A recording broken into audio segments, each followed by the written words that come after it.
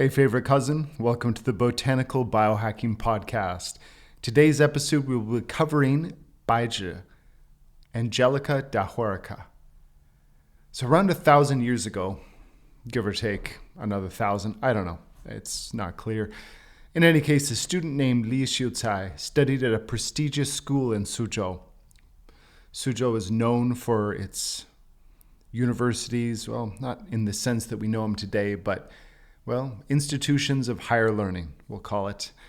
And his family was not particularly wealthy, but he loved learning. And he spent his times in the famed scholar gardens of Suzhou with the round doorways and koi ponds. He would recite poetry and law. Now, although ramen noodles had been invented, he was still neglecting to eat or get enough sleep, and he really just lost himself in his studies. One day, he started to experience a headache and felt as though the world was moving. This kept happening and seemed to be getting worse. The headaches and vertigo started to become a daily occurrence. One evening, he felt uncomfortable and he went outside to unwind. As he made his way to the hill behind the house to write a poem, he heard a strange noise. Li immediately followed the sound of the noise, which led to the sight of an eagle clutching an injured white rabbit. Xiuzai grabbed a bamboo pole and swung it at the eagle. The eagle did a cost-benefit analysis and decided to flee.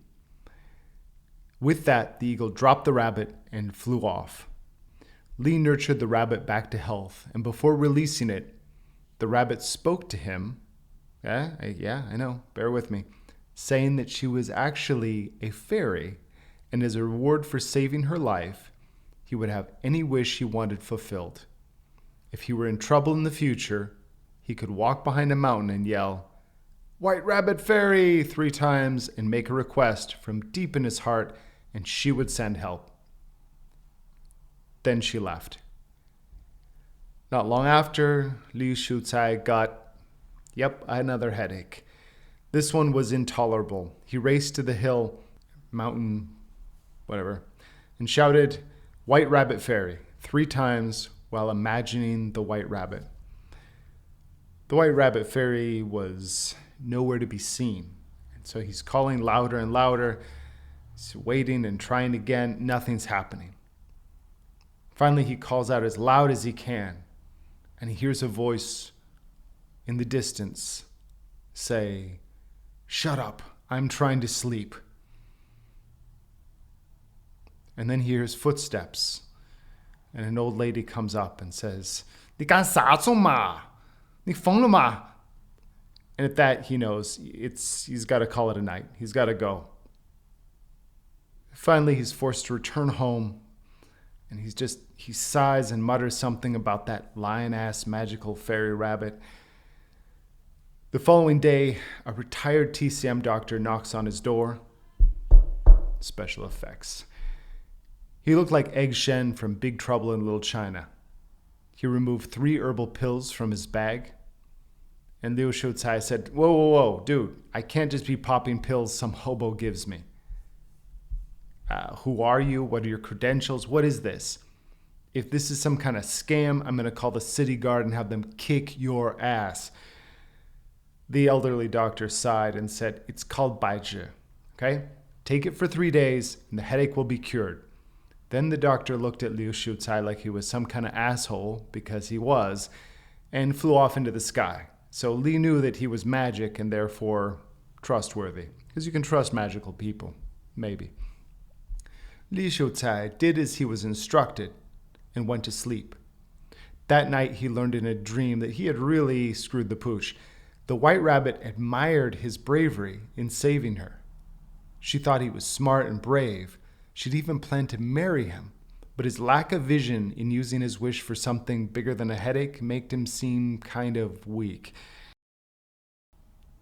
There were wars and famines and all kinds of problems in the world, and this guy wanted to use his wish for a goddamn headache. He regretted this, but also decided that, look, magical or not, he wasn't into bestiality. He wasn't attracted to rabbits at all. So, whatever. He took his medicine and it cured his headaches. Shucai was extremely appreciative of White Rabbit Fairy. After consuming Bai Zhi for a few days, the headache subsided completely, just as Egg Shen said it would. He continued to study diligently until he finally passed the government exams and was accepted into a high position in the government.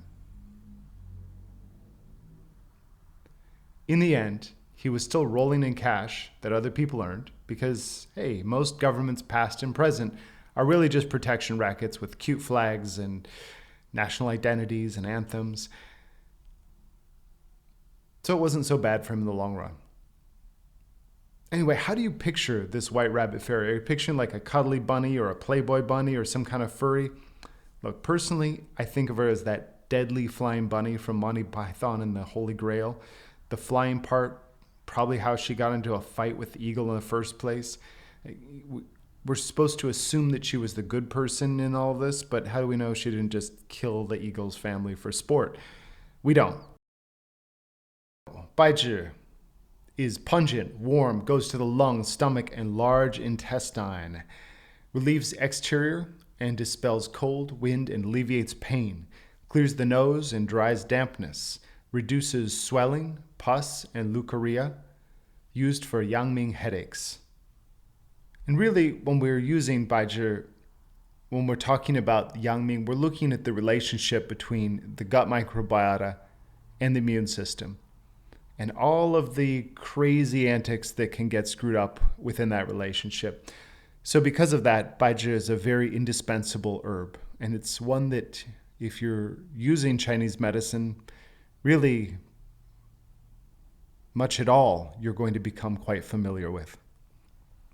Yeah, love you guys. If you want, check out botanicalbiohacking.com. There are some blog articles that are not in audio format. And then for those of you who don't know, we have incredible herbs, really top quality on the planet. There isn't a higher quality when it comes to resolving dampness. So if you're looking for yin deficiency herbs, go elsewhere. But if you want the best herbs for dampness, we got them. Thanks so much for listening to Botanical Biohacking Podcast. I am maybe I'm the second favorite cousin. You're the favorite cousin. I'm the second favorite cousin, Dr. Andrew Miles.